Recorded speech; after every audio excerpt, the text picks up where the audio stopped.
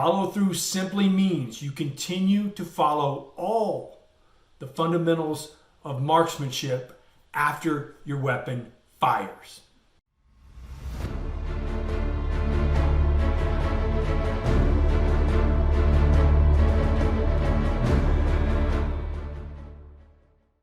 Hello teammates and welcome. Today we're going to talk about follow through. Navy SEAL shooting, pages 207 through 211. Now, follow through, I don't want anyone to underestimate the importance of follow through. And I'm going to read you the very last paragraph of this chapter verbatim from the man himself, Chris Sinon. Listen to this.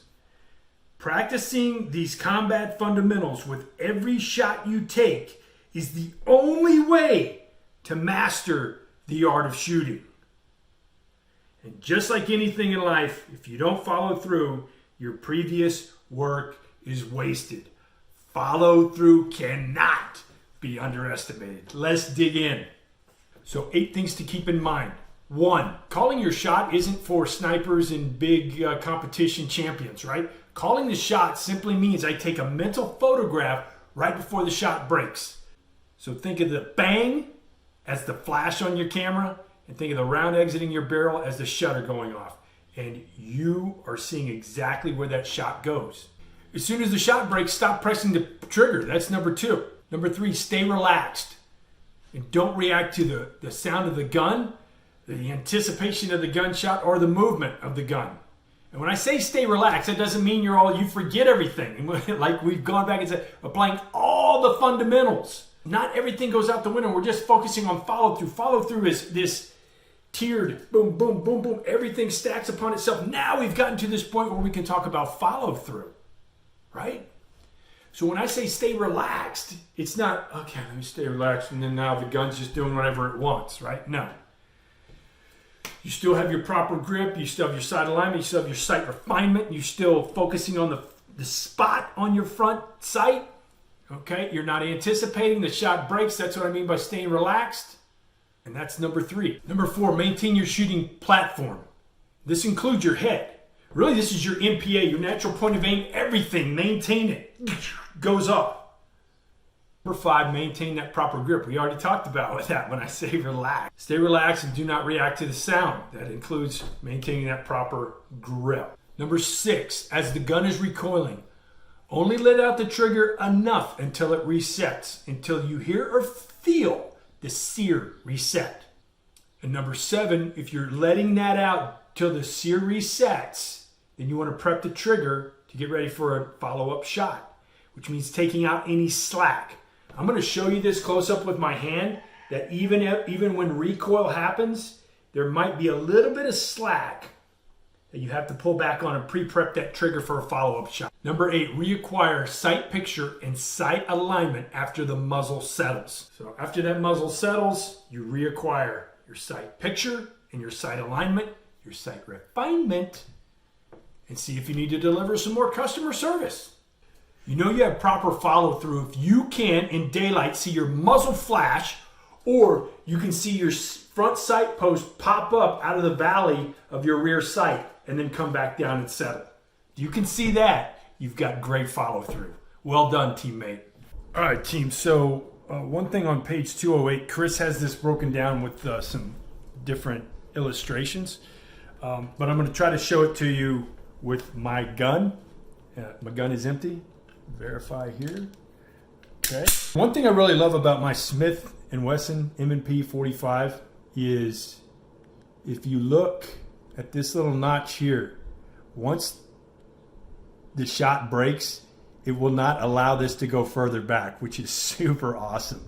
So I'll show you is it won't go further back. And then recoil happens, and then there's that trigger reset. And again, it does not go further back. You only need to pull the trigger back as far as needed to make the shot break, right? So that is a pretty cool And all those that don't have a gun like this, you can feel jealous. But neat little addition there, right? Especially great for follow through. So, prep the trigger. Prep the trigger, go back as far as I need to where I feel the resistance and I know that the shot's going to break. Okay. Shot goes off. I stay relaxed when the shot breaks. Recoil happens. And as this comes forward, I want my finger during the recoil to come back up, reset the sear, and then the trigger is prepped. Boom, there goes the shot. Recoil happens as it's going forward. My finger goes forward, resets, and then there's a little bit of wiggle in there where I come forward, it resets, and I take the slack out of the trigger. It's prepped again. Trigger prepped, stay relaxed when the shot breaks, stop moving the finger when the round goes off. I don't have that problem because of that little stop. Reset the trigger during recoil, and then prepare for the next shot if and as needed. Slow is smooth, smooth is fast. We've probably all heard this, okay? But if I'm a sloth and I'm going slow and smooth, that by itself is never going to get me to fast. Going fast is doing things smoothly on a consistent basis, never training faster than my skill or ability, but I always want to keep increasing. Chris talks about the path, keep paving your path to perfection. I think of it as self-mastery, and either way it's the same thing. Both of those, what it means is paving your path to perfection. What that means is it's treading water. Seeking mastery is treading water. If I break the surface and I've attained mastery and I'm treading above my head above water, I can't just stop. If I stop paddling, I'm going to start sinking below the surface again. Then I'm going to have to work to get back up to break my head over the surface of the water.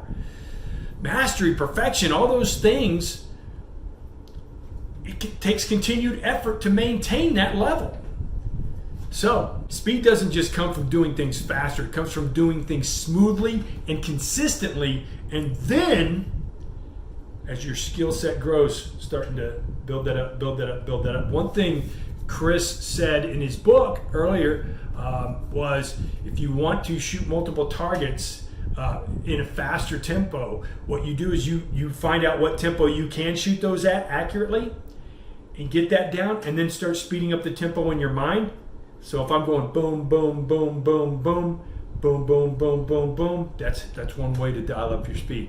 So I thought I'd throw that out there. I've actually practiced that. I've actually used that. I even use it with my sticks on hard targets, punching bags, and things of that nature. If I want to be able to hit more times on a punching bag faster, I do the same strategy that Chris is talking about with shooting multiple targets faster.